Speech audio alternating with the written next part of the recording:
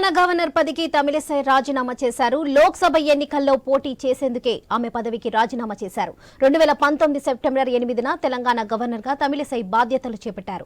ఆ తర్వాత Puducherry lieutenant governor గా అదనపు బాధ్యతలు కూడా నిర్వర్తించారు. ప్రస్తుతం లోక్సభ ఎన్నికల షెడ్యూల్ విడుదలైన నేపథ్యంలో తమిళనాడు నుంచి బీజేపీ తరపున ఆమె బరిలోకి దిగనున్నారు.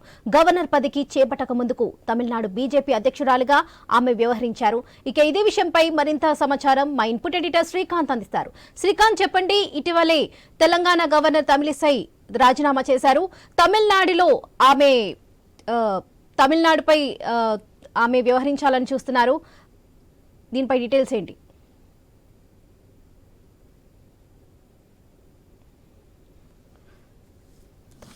భారతదేశవ్యాప్తంగా ఇట్లాంటి నేపథ్యంలో తెలంగాణ నుంచి ఒక బిగ్ బ్రేకింగ్.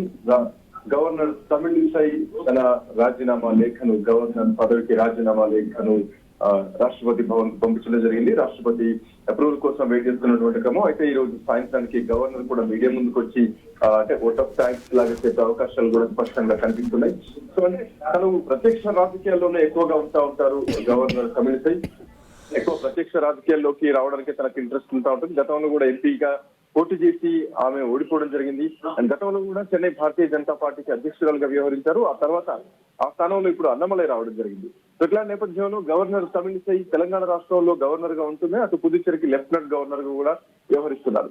సో ఇటు తెలంగాణ గవర్నర్ పదవికి, అట్లాగే అటు పుదుచ్చేరి లెఫ్టినెంట్ గవర్నర్ పదవికి రెండింటికి రాజీనామా చేస్తూ ఆ రాజీనామా లేఖను రాష్ట్రపతికి పంపించడం జరిగింది. సో సాయంత్రానికి రాష్ట్రపతి నిలయం నుంచి అప్రూవల్ వచ్చిన తర్వాత గవర్నర్ తమిళిసై ఈ రోజు సాయంత్రానికి చెన్నై చేరుకునే అవకాశాలు కూడా ఉన్నాయి. సో కేంద్ర ప్రభుత్వ పెద్దలతోటి చర్చలు జరిపే అవకాశాలు కూడా ఉన్నాయి. సో ఇట్లాంటి నేపథ్యంలో తూతుకుడి నుంచి లేదంటే సౌత్ చెన్నై నుంచి గవర్నర్ తమిళిసై పోటీ చేయడానికి సిద్ధంగా ఉన్నారు. సో అంటే గతం నుంచి కూడా, అంటే మొదట్లో తన గవర్నర్ తమిళిసై కుటుంబ నేపథ్యం కాంగ్రెస్ పార్టీలో ఉన్నా గానీ ఆ తర్వాత రాను కాలకమైన తమిళిసై భారతీయ జనతా పార్టీ వైపు మళ్ళడం జరిగింది. అక్కడి నుంచి పార్టీలో చాలా కీలకమైనటువంటి పదవులు కూడా ఆవిడ నిర్వహించడం జరిగింది. ఇట్ల నేపథ్యంలో తెలంగాణ రాష్ట్రంలో 2019లో మొదటిసారిగా ఒక తొలి మహిళా గవర్నర్ గా తమిళిసై బాధ్యతలు చేపట్టడం జరిగింది. 3 సంవత్సరాలుగా కూడా తెలంగాణలో చాలా కీలకంగా వ్యవహరించారు. మరి ముఖ్యంగా ప్రభుత్వానికి ఇటు గవర్నర్ కి మధ్య కొంతవరకు భేదాభిప్రాయాలు రావడం, మరోవైపు గవర్నర్ తమిళిసై తెలంగాణ ప్రజలతోటి మమేకం కావడం, ప్రజా దర్బార్ నిర్వహించడం, ప్రజల్లోకి వెళ్లి ప్రజల కష్టాలు తెలుసుకునే ప్రయత్నాలు చేయడం, ఇట్లా చాలా ప్రజల్లోకి వెళ్లే కార్యక్రమాలు కూడా చేయడం.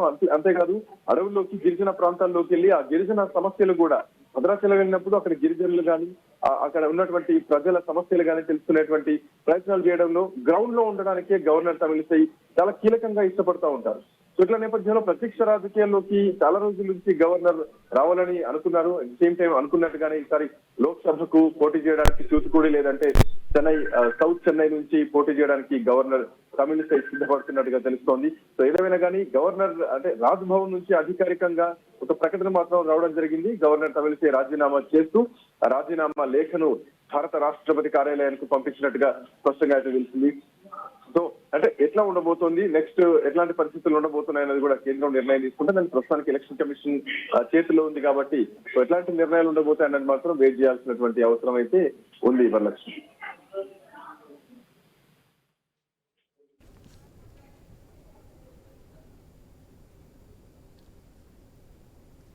లక్ష్మి అన్నారు.